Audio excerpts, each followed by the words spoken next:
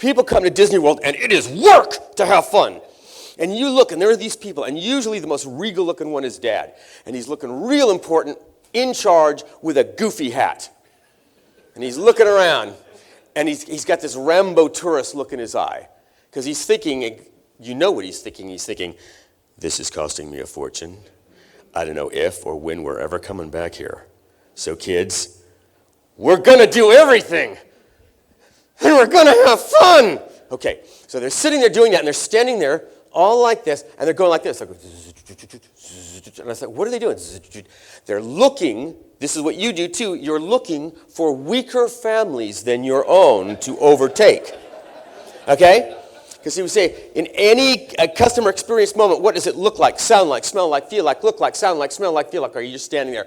All right. And while you're standing there waiting, they start playing that music. Okay, you start hearing that. And you look down the street, and they've just watered the street so that it glistens in the morning sun.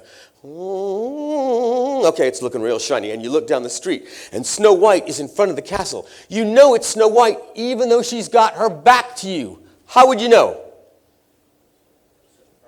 What it looks like. Yes, you know what it looks like. Everybody knows what it looks like. The kids made you watch the video hundreds of times. Everybody knows what Snow White looks like. She's back there. The castle looks great. Everything's glistening.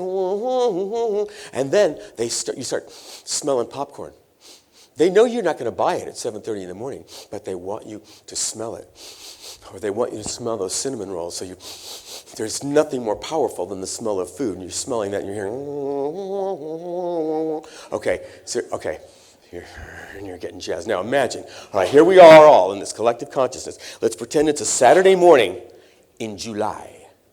And let's pretend that there's 10,000 people with you right there in the morning. And let's pretend that somebody has talked you into taking a 6-year-old little girl to that park that day.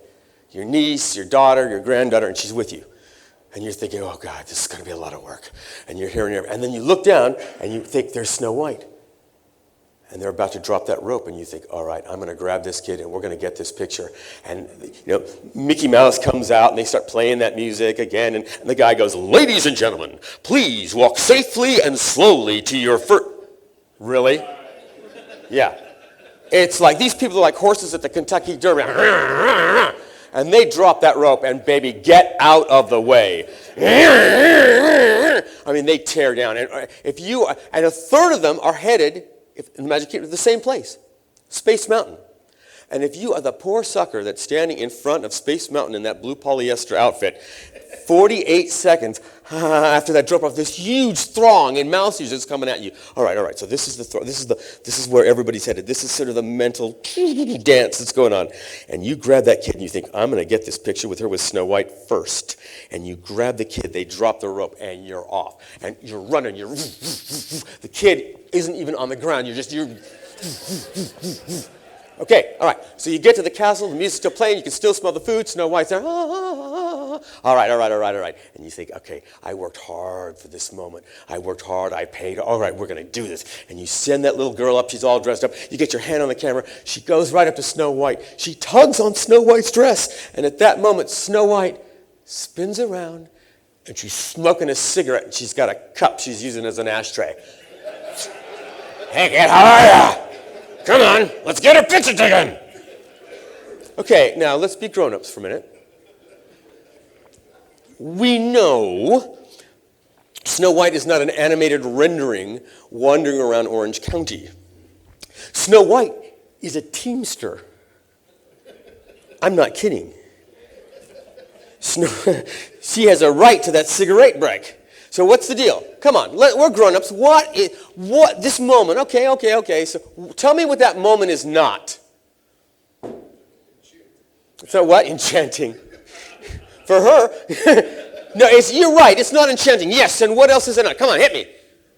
It's what? Oh, wow, this is an advanced area back there that I got. Because you just saved me 3 minutes right there. I don't know who you are, but I love you. So, all right. It's not Disney, and we all know that. You know what? If I say that is so Disney, you'd know what I meant. If I said, that's not very Disney, you'd know what I meant.